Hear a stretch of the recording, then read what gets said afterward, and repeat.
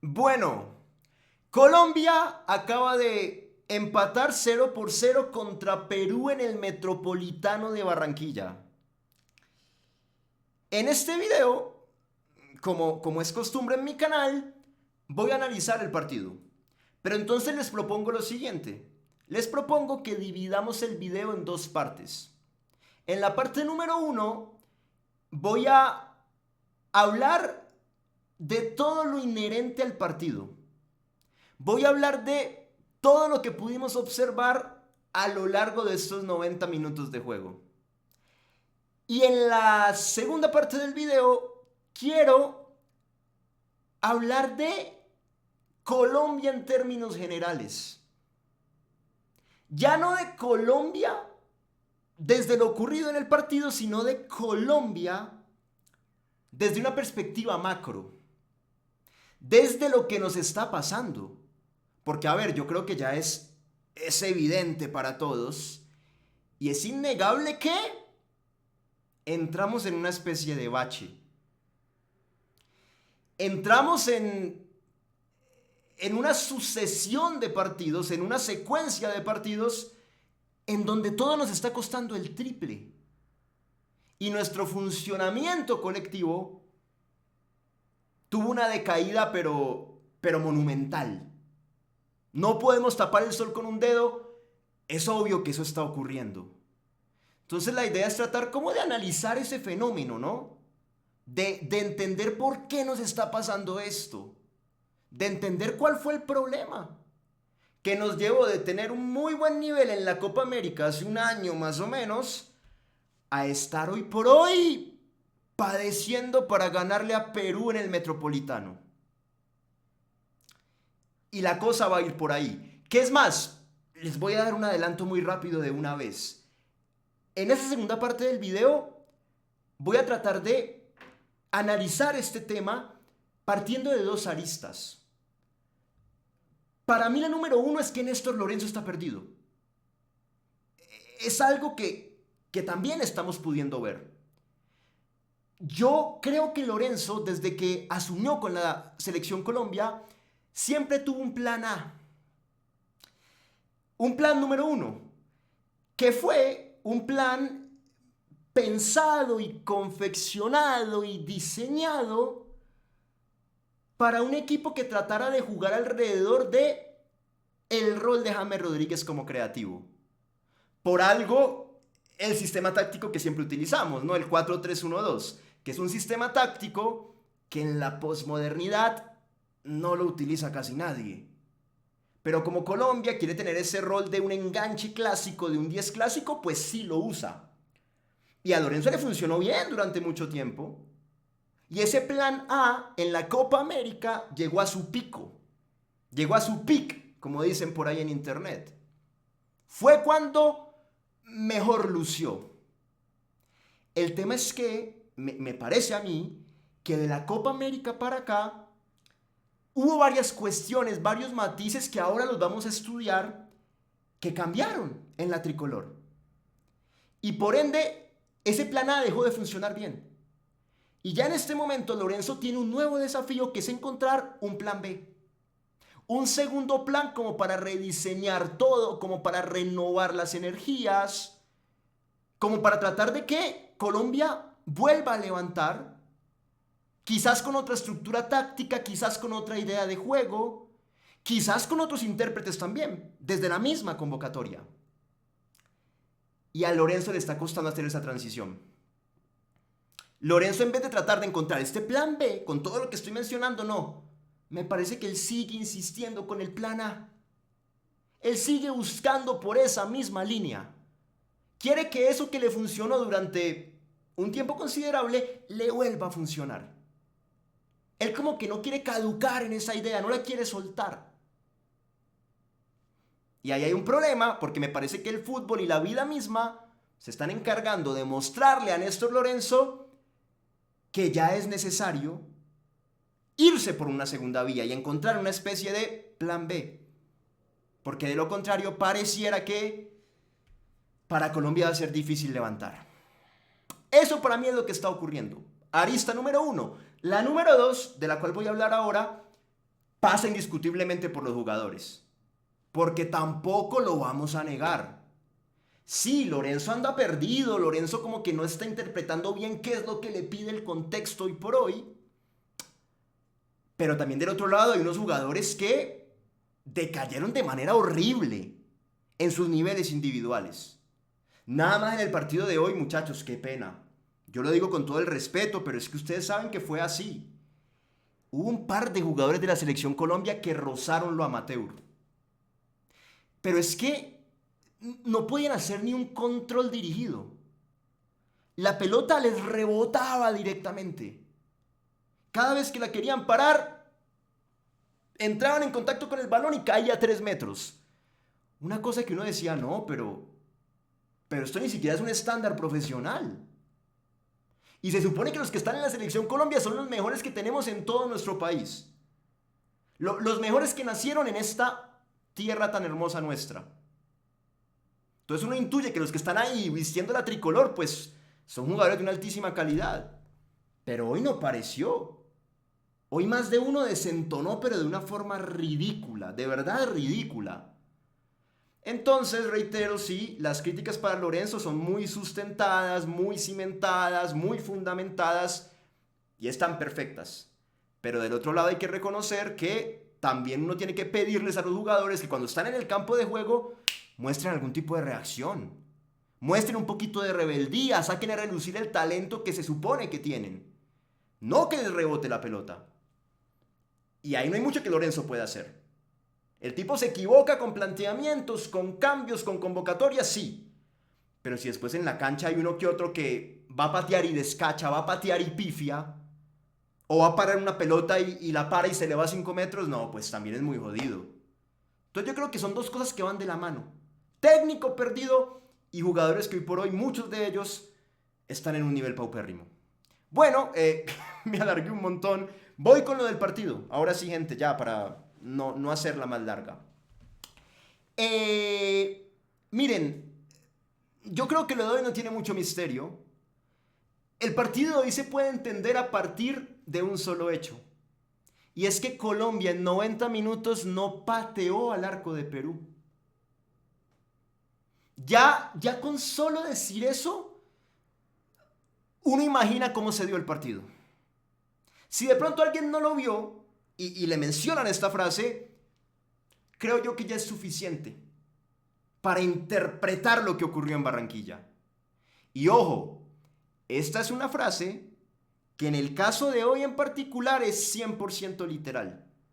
También lo aclaro, ¿no? Porque muchas veces en este deporte, los hinchas en medio de lo pasionales que somos, terminamos cayendo en frases que a veces son más simbólicas, ¿no? Muchas veces el equipo de uno jugó mal, en ataque ofreció poquito y uno dice, no, hermano, no pateamos al arco hoy. Pero claro, después uno va y revisa el partido y se da cuenta que sí, o sea, capaz que el equipo de uno fue muy flojo en ataque, pero pateó al arco rival en 3, 4 o 5 oportunidades. Entonces es más una frase que termina representando un simbolismo. Pero lo de hoy no. Lo de hoy, lo digo de nuevo, es literal, porque en las estadísticas oficiales del partido se corrobora esto. En las estadísticas oficiales del partido se muestra que Colombia, por ejemplo, tuvo 71% de posesión versus 29% de Perú. Es una diferencia grande. En los pases realizados, Colombia tuvo 603, Perú 257. También es una diferencia muy amplia. Entonces, claro, de pronto uno leyendo estas dos primeras estadísticas puede decir, bueno, pero a ver, son estadísticas positivas para el equipo de Néstor Lorenzo.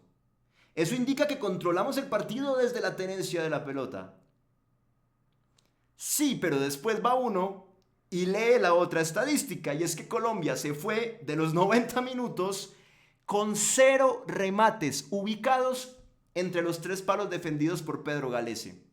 Mientras que Perú, en medio de lo precario que también es el equipo de Ibáñez para atacar, porque a Perú tampoco es que se le caigan muchas ideas a nivel ofensivo, pero igual, Perú por lo menos sí tuvo un remate, ubicado entre los 3 palos defendidos por Kevin Mier en los 90 minutos de juego. Que obviamente ya todos interpretaremos que fue esa jugada del primer tiempo en donde Zambrano manda un pelotazo, Yerry Mina da un rechazo corto, fue un error tremendo de Yerry, le quedó a Pali, a Paolo Guerrero, y Paolo, que pues es un jugador experimentado, que ya no tiene tanta movilidad, pero que igual sí tiene mucho oficio, desde el posicionamiento y desde jugar a partir de la simpleza.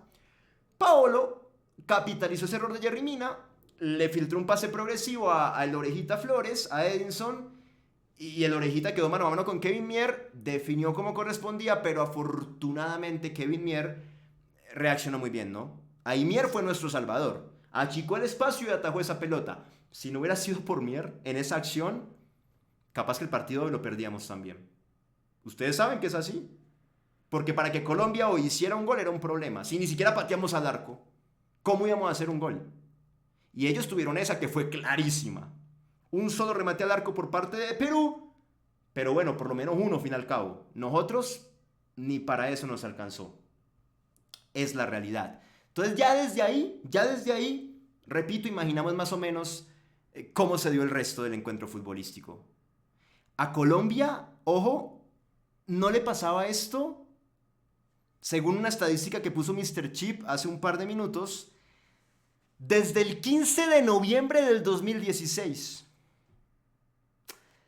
En un partido en el cual la tricolor visitó a Argentina en San Juan, en el Bicentenario, y Colombia perdió 3-0. Goles de Argentina de Leo Messi, de El Osito Prato y de Ángel Di María. Si no estoy mal, el gol de Messi fue de tiro libre. Espero no estar equivocándome, pero tengo ese recuerdo en la mente, no sé muy bien. Sí me acuerdo que a Argentina lo dirigía el Patón Bauza y a Colombia obviamente José Néstor Pekerman. Desde ese momento, desde aquel partido que ocurrió hace 9 años, Colombia no pasaba, no transcurría un partido oficial en el cual no tuviera por lo menos un tiro al arco rival. Y hoy volvió a pasar, 9 años más tarde. Una cosa preocupante. Incluso en el partido, ya para comenzar a ahondar, pues esto fue muy evidente, ¿no? Calculen ustedes que la producción ofensiva de Colombia tuvo problemas desde el comienzo. Porque ya en el primer tiempo, en los primeros 45 minutos, yo nada más tengo anotadas 3 aproximaciones de Colombia y ninguna representó un riesgo muy grande que digamos.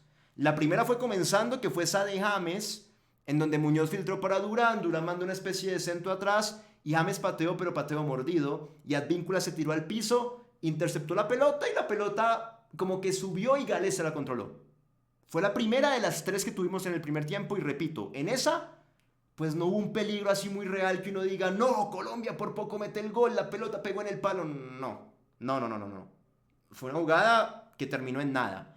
Al minuto 11 fue la segunda de las 3, que fue una jugada en la cual Arias la tomó por el carril interno de la izquierda, abrió para Cristian Borja y el lateral izquierdo del América de México mandó un buen centro pasado. Cucho Hernández llegó para cabecear y cabeceó como hacia el arco, pero la pelota la acabó controlando Pedro Galese. Sin embargo, yo intuyo que ese remate, ese cabezazo del Cucho no contó como un remate porque la pelota como que iba hacia muy arriba, ¿no? Iba como para pasar por encima del arco o en el peor de los casos para estrellarse en el horizontal. Y ustedes saben que un tiro en el palo no cuenta como tiro al arco. Ojo con eso. Entonces yo creo que por esa razón, si bien la pelota la acabó agarrando Galese arriba, por esa razón esto no contó como un tiro al arco a favor de Colombia. Fue la segunda, pero tampoco fue así que uno dijera, no, Dios mío, Galese hizo una tajada monumental. No, nada que ver. La tercera, se dio al minuto 21 con un centro de Castaño, un rechazo corto de López, lateral por izquierda de Perú. Le quedó a Muñoz que se la entregó atrás a John Hader Durán y yo creo que fue la única vez que John Hader Durán pudo medio controlar una pelota bien y patear al arco. Porque el primer tiempo que jugó John Hader Durán nada más jugó un tiempo, ¿no? En el entretiempo lo sacaron por Luis Javier Suárez. Pero en ese primer tiempo de Durán, horrible lo de John Hader. Pero horrible, pero para el olvido en su totalidad. En esa jugada, repito, creo que fue la única vez donde Muñoz le da un pase atrás y él como que puede hacer un buen control. Primera vez en todo el partido.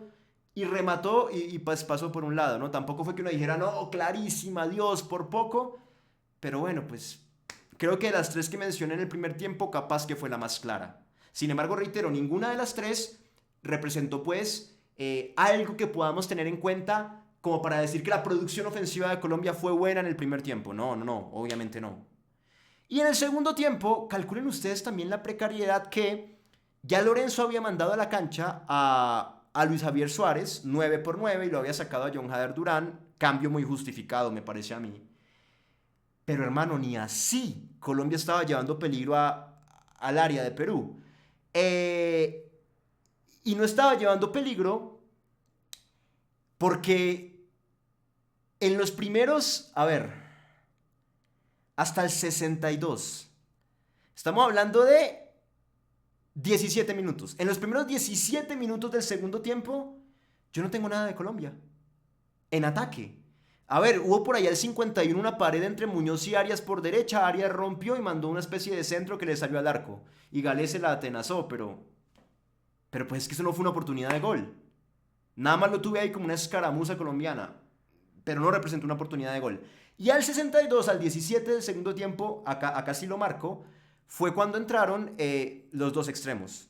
Marino y Campas por el Cucho y por John Arias. Y reconozco que a partir de ahí, pues Colombia como que sí despertó un poquito más en ataque y ya fue cerrando el partido con una que otra aproximación más, ¿no? Por ejemplo, Marino tomó una por derecha, enganchó hacia adentro, remató de zurda y la pelota le pegó a Muñoz y se fue al saque de puerta, pero como que uno decía, bueno, por lo menos la primera del segundo tiempo. Al minuto 74, imagínense ustedes, Dios mío. Ya iba más de la mitad del segundo tiempo y ahí vinimos por primera vez a crear una acción de riesgo, por así decirlo, de peligro en el área peruana. Muy diciente esto, ¿no? Minuto 77, Campas, el extremo del otro lado que había entrado, rompe por izquierda, manda un centro, Garcés cierra y por poco mete un autogol. Otra acción que uno decía, bueno, por lo menos despertamos, primero con Marino, después con Campas, con los dos extremos que recién habían entrado. Al 79 fue para mí la única opción real de gol y de peligro que tuvo la tricolor, que fue un córner de James Rodríguez al primer palo. Luis Javier Suárez picó con un desmarque de ruptura, anticipó a los peruanos, cabeceó y la pelota pegó en la parte externa de ese vertical, de ese palo y salió. Ahí sí hubo cierto riesgo, ahí sí fue una jugada que uno dice, mira, Colombia estuvo cerca del gol, pero fue la única, única, lo digo de nuevo, en todo el partido, en 90 minutos de juego. Y tampoco representó un remate al arco, porque ya lo expliqué. Un tiro en el palo no cuenta como remate al arco. Y esto fue un tiro en el palo. Entonces no contó como remate al arco, pero fue una opción de peligro real, hay que reconocerlo. La única de verdad. Después para cerrar, bueno, Campas tuvo otra, bueno, la que le quitó a Garcés por un lado y que fue de frente. Yo pensé que iba a patear Hamilton. No se animó a patear, mandó un centro como medio raro, Suárez se resbaló, la pelota le cayó creo que fue a Ríos, que ya estaba en cancha por allá en el segundo palo, Ríos dio un pase atrás y Castaño, que venía entrando, remató de media distancia y la pelota se fue por un lado. No terminó siendo tan peligrosa como parecía cuando Campas le robó esa pelota al central peruano. Ahí parecía que iba a ser un gol de Colombia y acabó en un remate de Castaño por un lado. No la gestionamos bien. Y por último, bueno, un remate de Richard Ríos que también se fue por un lado. Y a lo último un centro corto de James que la peinó Suárez y terminó en un remate de Campas girando su cuerpo, ¿no? Haciendo como una especie de giro de 180 grados y pateó de zurda por un lado. Estos últimos remates, el de Castaño, Ríos, el de Campas, sí, representaron algún tipo de riesgo, pero ninguno fue así clarísimo que uno dijera, repito, wow, la estrellamos en el palo o Gale se tuvo que hacer la tajada de su vida. No, ni lo uno ni lo otro. Se fueron por un lado porque no tuvimos puntería. Por eso les digo, en conclusión, la única real de Colombia de peligro, fue esa de Luis Javier Suárez, que se estrelló contra el palo de cabeza tras un córner de James al minuto 79 de partido. En este resumen que les acabo de hacer, se evidenció la precariedad que tuvimos ofensivamente.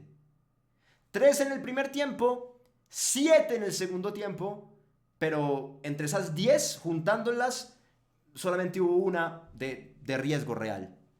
Mientras que Perú tuvo esa en la cual casi nos hace el gol, el único tiro al arco de Perú en todo el partido. Y también hay que reconocer que, bueno, tuvo dos más por ahí, que fueron una en la cual Kevin Mier estaba dando un regalito y terminó en un remate de Tapia que se fue muy cerca por un lado. Esa fue clara para Perú. Y una más que ocurrió con un pase de Inga filtrado para la Orejita Flores, que trató de mandar un centro, se desvió de Muñoz y Mier tuvo que ir al primer palo y hacer una tajada importante también, porque yo creo que esa pelota se metía. O sea que, en conclusión, muchachos, ¿tuvimos más la pelota? Sí, fue una posesión escandalosa a favor nuestro. ¿Hicimos más pases? Sí, también hicimos más del doble de pases de Perú, pero al final del día tener la pelota no nos sirvió de nada y hacer esos pases no nos sirvió de nada porque no hubo profundidad y porque no creamos oportunidades de gol. Es la realidad. Y Perú con muy poquito, sí hizo un tiro al arco y tuvo dos más. En total tuvo tres. Nosotros solamente una de mucho riesgo. Ellos tuvieron tres que se pueden considerar de riesgo real. Tenencia infructuosa, ya lo dije ahora. Ahora, ¿por qué ocurrió esto? Ya para quizás verlo desde una parte más analítica en cuanto a lo táctico. Yo creo que el problema estuvo en que la circulación fue muy lenta. Ese fue el problema principal. La pelota era nuestra, ya lo dije.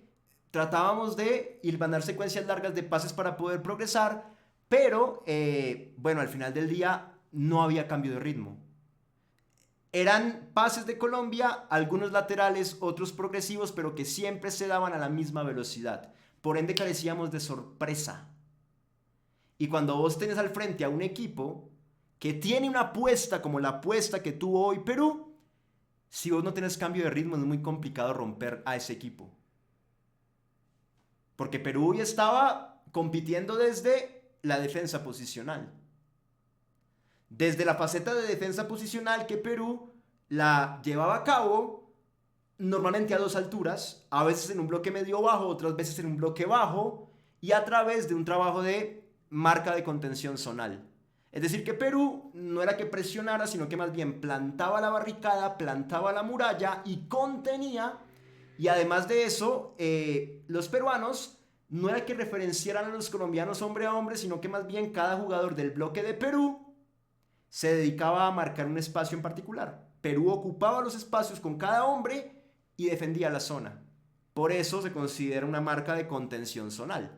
Y Perú representaba todo esto a partir de un sistema táctico que normalmente era de 4-4-2 y que en otros momentos podía ser de 4-5-1, dependiendo de cuando la Orejita Flores se parara a la altura de Paolo o retrocediera y se parara en el mediocampo.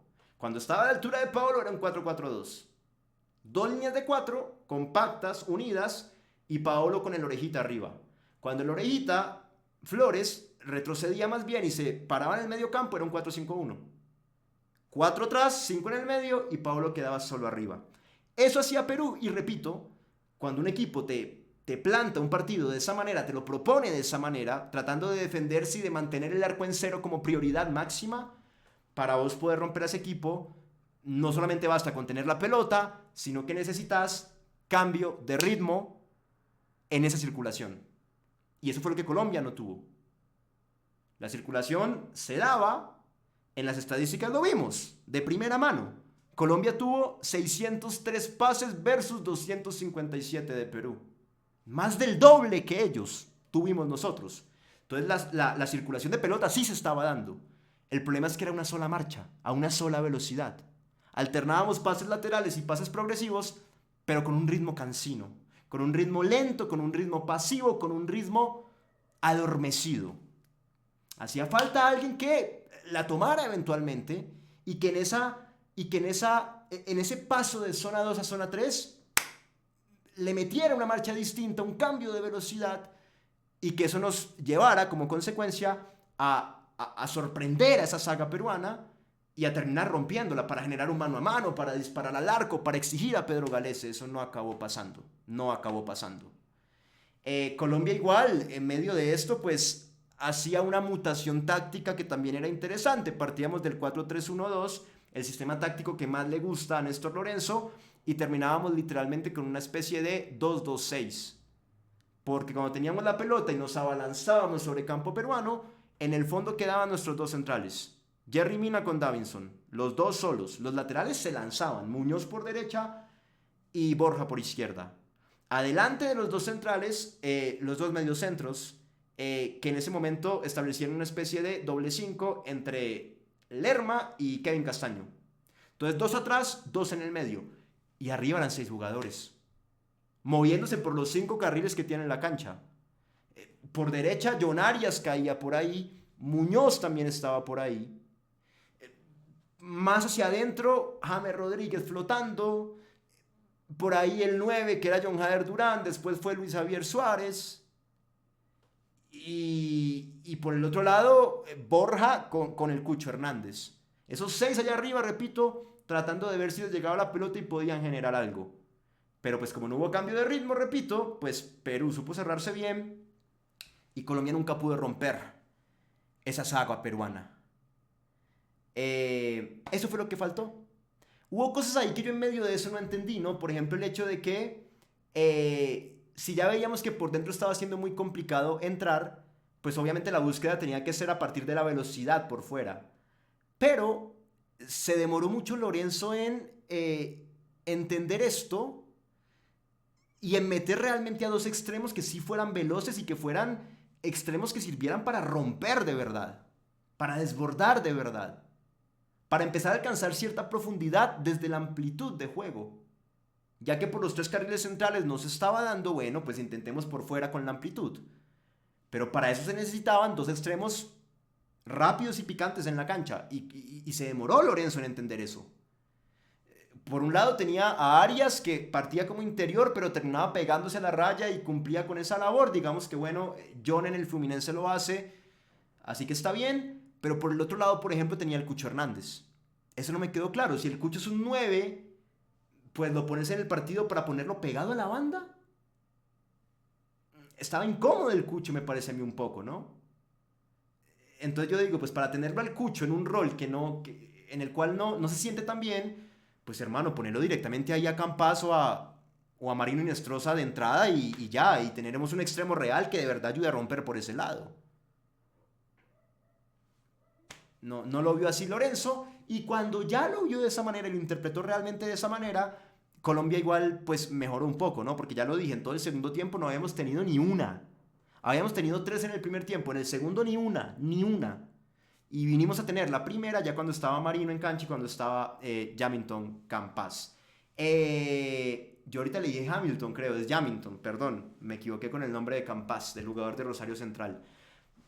Y miren que no estoy diciendo que Marino y Jamilton hayan sido dos cracks picantes, genios, porque evidentemente pues no fue tampoco así. Los vi un poco atropellados, los vi un poco acelerados, los vi queriendo resolver con mucho afán, de pronto tratando de hacer una jugada maradoniana, Marino por derecha, Jamilton por izquierda, y de pronto de ese afán y de esa urgencia terminábamos tomando malas decisiones.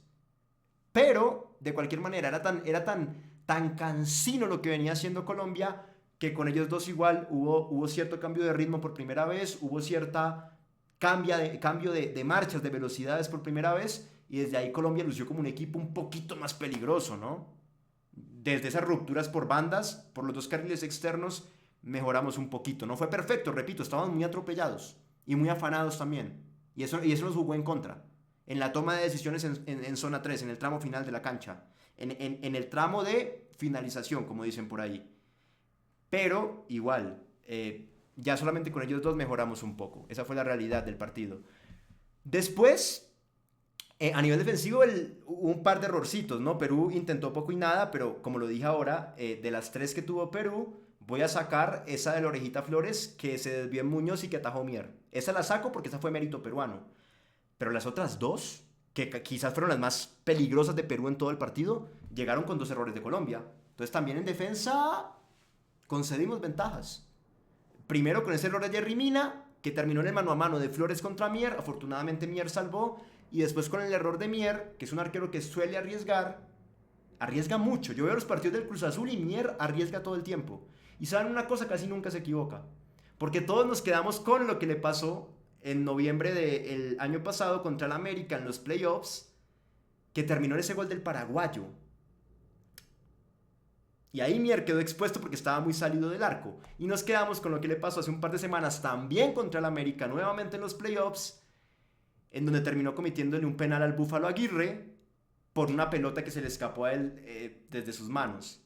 Entonces como que tenemos esos dos errores muy presentes y pensamos que a Mier esto le ocurre todo el tiempo. No, él todo el tiempo arriesga y la mayoría de veces lo hace muy bien. En todos los partidos siempre sale con pelota al piso, se adelanta, toma muchos riesgos que capaz que son innecesarios, hay que reconocerlo, pero repito, la mayoría de veces le salen bien. Sin embargo, hoy, en esta jugada estaba regalando por ahí el balón, se la dejó a Perú y Perú rápidamente creó una pequeña sociedad, una triangulación en corto y Tapia acabó rematando y pasó muy cerca.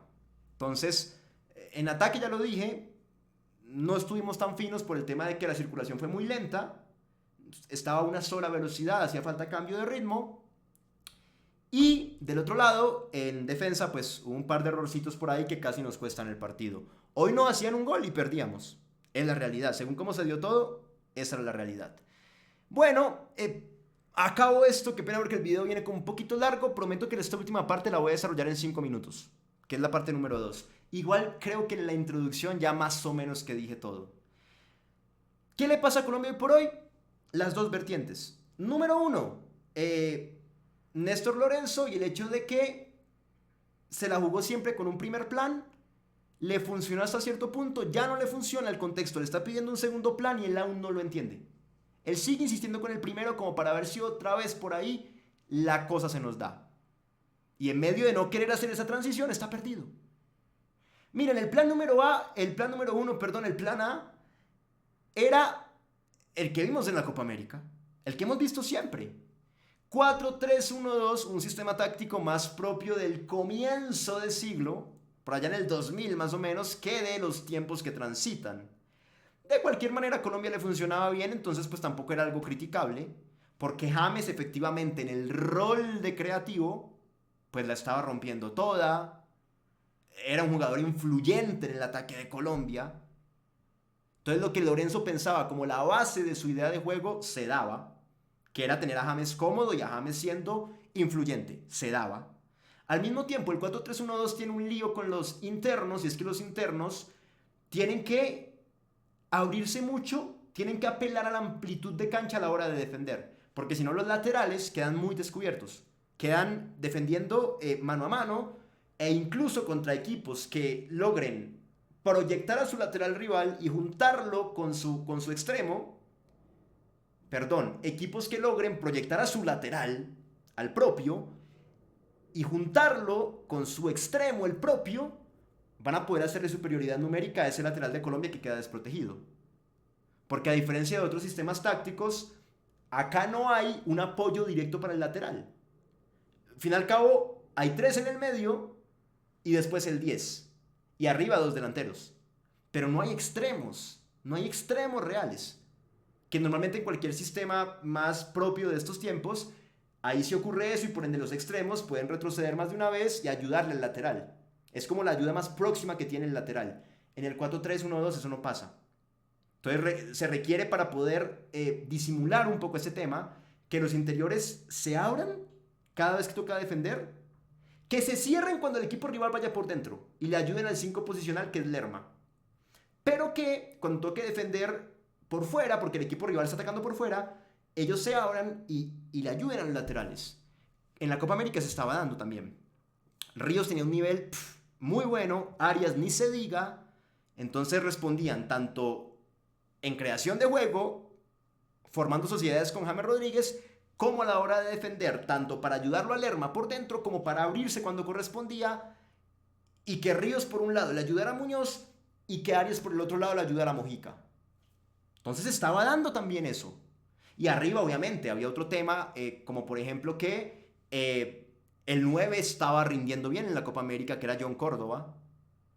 Lucho Díaz, obviamente, pues en su rol de media punta, por ahí picante. Lerma muy sólido en el rol de 5 posicional, los centrales bien, Camilo respondiendo. Las fichas estaban alineadas. El tema es que decayeron los rendimientos de muchos jugadores. Y entonces ya esta idea, este plan A dejó de funcionar. Y ahí estoy haciendo un mix de las dos vertientes que mencioné. ¿Se entiende? ¿Por qué? Porque James Rodríguez, que es la base de esta idea de juego de Lorenzo, hoy por hoy no está en el mismo nivel que en la Copa América, pero ni de cerca.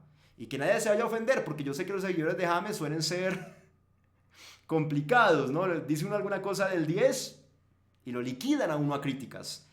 Pero no, muchachos, yo estoy siendo objetivo. James es un crack, nadie lo va a negar, tiene talento de sobra, nadie lo va a negar. Pero en la Copa América estaba siendo muy relevante y por hoy no. En la Copa América la descosía toda, tanto en movimiento y ni se diga en pelota quieta. Ahí creo que era su rol máximo. Porque cada córner para Colombia, cada tiro libre para Colombia era medio gol. Fuimos el equipo que mejor utilizó el juego aéreo en toda la Copa América. Pero a medida que ha ido avanzando el tiempo, ya James dejó de ser tan influyente con pelota en movimiento. Le fue quedando nada más el tema de la pelota quieta, que todavía la estaba utilizando. Y ya llegamos a un punto en el cual creo yo que ni lo uno ni lo otro. Con pelota en movimiento le está costando, se está viendo un poco más, si se quiere, lento en lo físico-atlético. A veces pareciera que la pelota corre más rápido que él. Y en pelota quieta ya no está siendo ese jugador que cada córner lo convertía en un penal o cada tiro libre, porque siempre cobraba muy bien y se la ponía en la cabeza a algún jugador de Colombia que estuviera atacando el área rival. Entonces James, en conclusión, no pasa por su mejor momento hoy por hoy, y ya desde ahí naturalmente va a haber un declive en la idea de Lorenzo, porque esa es la base de su idea. Y ya después hay otras cosas, por ejemplo, lo que explicaba ahorita de lo útiles que eran Ríos y Arias para atacar y para defender, pues ya no se da. Ríos tuvo un declive gigante, hoy por hoy ni siquiera es titular. Calcula que jugó Castaño encima de él. Y él entró por allá faltando 10 minutos. Y Johncito no está igual que en el nivel de la Copa América, porque no lo está. Pero digamos que a mí me parece que es de los jugadores más regulares en Colombia en general. Hasta el día de hoy capaz que no tuvo un gran partido, pero me parece que él en medio de todo ha sido de los más destacados. Recuerdo el partido que perdimos contra Brasil, por ejemplo, en la doble fecha anterior de eliminatorias, y él era uno de los mejores en ese partido. El gol de Colombia en ese partido llega con una presión de John Arias precisamente, que fue un gol que hizo Luchito Díaz. Pero igual, entonces ya los interiores no están en ese mismo nivel, por ende ya tampoco el mediocampo en cuanto al tribote le está funcionando igual. El 10 no funciona igual, el tribote no funciona igual, el mismo Lerma no está tan fino en esas coberturas y en esa barrida para marcar los 3 carriles internos de la cancha, no. Entonces, el 10 no está igual, los 3 del medio no están igual, uno directamente perdió la titularidad, que fue Richard Ríos, y bueno, para acabar de completar después, arriba el 9 no está hoy por hoy. Lo de John Durán hoy fue paupérrimo, lo sacaron y fue más que justificado. Por ahí se rumora que hizo pues un show, un escándalo por ahí, peleándose con Lorenzo, con James, con Lerma en el vestuario. No sé qué tan verídica sea la versión, pero la están reproduciendo en todo lado. Y pues la verdad qué pena con Durán, pero si se molestó porque lo sacaron, hermano, no sé qué tenía él en la mente. Porque su salida era necesaria del juego. En el primer tiempo, más allá de ese remate que conté ahora, que él lo hizo, la verdad fue un jugador al cual todo le salió mal en la cancha. Entonces hoy por hoy no hay un 9 como lo era John Córdoba en la Copa América. Luchito Díaz capaz que es de los que se ha mantenido al nivel en la selección Colombia, se puede decir, pero bueno, hoy no estuvo por acumulación de amarillas. Y después, los laterales tampoco vienen la cosa igual. Muñoz no está rindiendo bien con la selección Colombia. En la Copa América lo hizo bien a pesar de que se hizo expulsar innecesariamente contra Uruguay y no jugó la final. Pero en los partidos recientes, hermano, contra Brasil los goles llegaron por su lado. Los dos. Contra Uruguay, los dos porque él creó el penal, con el cual Rafinha abrió el marcador, ¿se acuerdan? Y después el de Vinicius llegó por el lado de él, encarándolo a él, a Daniel Muñoz. Después, contra Uruguay, los 3 goles en el Centenario, todos llegaron por el lado de él. Contra Paraguay, en la pelota quieta donde Paraguay descuenta, él queda expuesto, Muñoz. Y en el gol de Enciso, también Enciso llega y comienza a encarar desde el lado de él. No, Muñoz últimamente no da pie con bola en Colombia. Entonces cada una de las líneas fue desmejorando, las piezas se le fueron cayendo y por ende el plan A de Lorenzo pues ya no funciona. Ya no funciona. Y entonces ahí es donde les digo que es necesario que él empiece a encontrar una alternativa. Ya el 4-3-1-2 no, de pronto no va. Pensá de pronto en un sistema táctico más afín a los tiempos actuales. Planta, qué sé yo, un 4-2-3-1 que él a veces lo ha utilizado. Cuando Lucho Díaz queda muy abierto a un lado, John Arias queda muy abierto al otro, te arma el doble 5 de Lerma con Ríos, James sigue como un enganche y arriba queda un 9. Y no lo ha hecho, pues no lo ha hecho mal, en varios partidos lo ha utilizado, repito. ¿Por qué no irse por esa vía de manera más directa, más explícita, a ver qué pasa?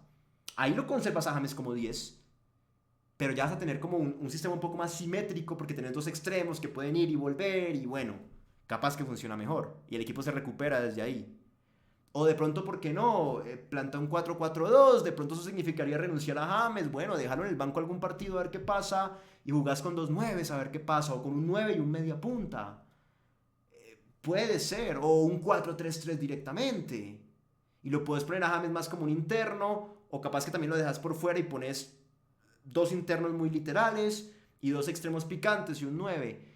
No sé, hermano, la idea es probar algo diferente, incluso de la misma convocatoria, llamar de pronto jugadores que no ha estado teniendo muy en cuenta, pero que pueden ayudar a cambiar la ecuación.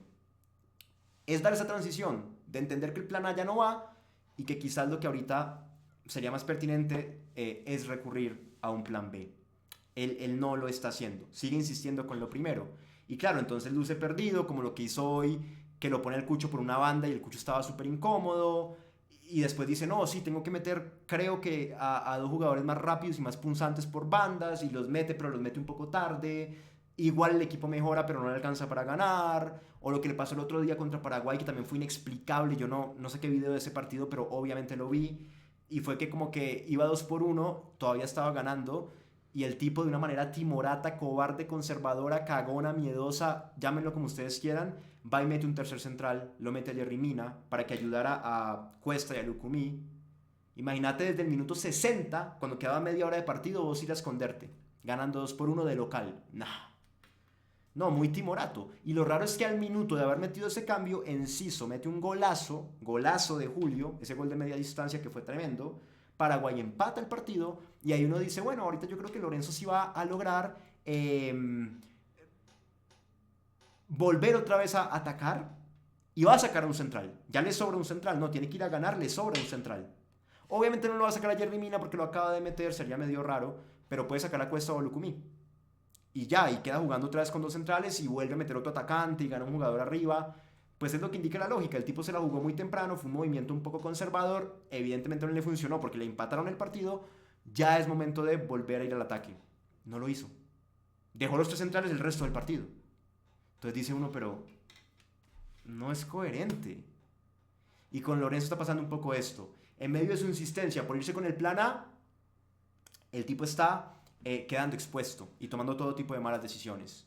En cambios, en estructuras tácticas que utiliza desde el inicio y en las mismas convocatorias. Si él de pronto se adaptara más a algo distinto, buscara otra idea, capaz que la cosa iría por otro camino también y le funcionaría mucho mejor. Pero bueno, y del otro lado está, segunda vertiente, acabo el video ya, va a ser con un video de 45 minutos, Dios mío, larguísimo, no importa, ya que el que llegó hasta acá y es un pedazo de crack. Pero voy por la segunda vertiente. Hay jugadores que, ya lo mencioné, han decaído de manera pero ridícula. Ríos en los últimos partidos, por algo hoy ni siquiera fue titular. Muñoz en los últimos partidos, hoy fue titular, pero nuevamente pues no hizo gran cosa. Yo igual tengo una teoría y es que Muñoz juega en un rol diferente en el Crystal Palace. Crystal Palace juega con tres centrales y Muñoz juega como carrilero. No es lo mismo ser un carrilero que ser un lateral. No es lo mismo. El posicionamiento es diferente. Las responsabilidades de marca son diferentes. Normalmente un carrilero no se siente tan apresurado por el retroceso porque sabe que tiene tres centrales que de alguna manera u otra lo relevan. Mientras que un 4, un lateral derecho literal, cuando se juega con dos centrales únicamente, tiene que volver mucho más rápido. Está más atado el 4 que el carrilero, el lateral que el carrilero. El carrilero se puede lanzar más al ataque. Y Muñoz es un jugador que ataca muchísimo mejor de lo que defiende. Entonces en el Crystal Palace, estando en ese rol, se puede concentrar más en atacar, tiene toda la banda para él solo y ahí te marca la diferencia. Acá en Colombia está un poco más atado a responsabilidades defensivas, él ahí sufre un poco, le cuesta en marca y además de eso, cuando se lanza al ataque, como ocurrió en el partido de hoy ante Perú, ese carril derecho no está completamente liberado para él. Porque muchas veces en este partido Arias se tiraba hasta esa banda, jugaba pegado a esa banda y cuando Muñoz subía, para no superponerse con Arias, le tocaba que interiorizar y proyectarse el ataque pero por el carril interno de la derecha. Y no es lo mismo atacar pegado a la raya por fuera que atacar yendo más por dentro. Ahí cambia. Normalmente el lado de afuera está más liberado, hay más espacio, el lado de adentro está más ocupado, hay más tránsito. Entonces no rompes de la misma forma, no tienes el mismo espacio. Ahí cambia. Lo de Muñoz yo lo explico de esa forma, pero ha tenido una decaída gigante. Y bueno, qué decir de lo de John Hader Durán, lo de hoy fue paupérrimo, repito, todas las pelotas le rebotaban, no podía hacer un buen control, le quedó un remate para patear y pifió, descachó. No, de verdad que fue un partido grosero. Si tocó la pelota 30 veces, fueron 29 errores. La única que le salió bien fue la que él controló y pudo patear y que pasó la pelota por un lado. Fue la única.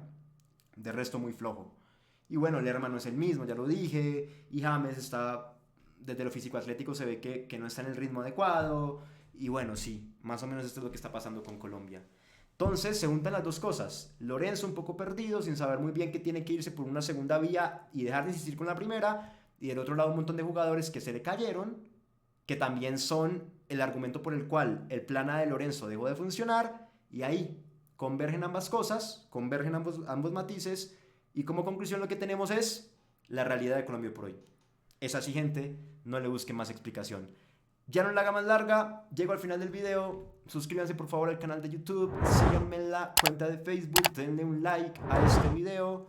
De igual manera, las personas que quieran y tengan la capacidad económica podrían donar $1 para este canal y lo agradeceríamos una banda. Ese dólar se puede donar por Patreon o por YouTube. Si lo quieren hacer por Patreon, en la sección de comentarios del video les dejo el link de la plataforma para que ustedes hagan clic y cumplan con la donación. Si lo quieren hacer por YouTube, es acá abajo en YouTube, a la derecha, donde hay una pequeña pestaña con el signo monetario, con la S de dinero. Hacen clic allí y en 10 o 15 segundos también cumplen con esa donación. Gracias por apoyar tanto y por último síganme en TikTok, que aparezco como juancamilocastillo.tv. Los quiero, los aprecio, les agradezco y nos vemos en un próximo análisis de nuestra amada selección Colombia. Ojalá con mejores noticias.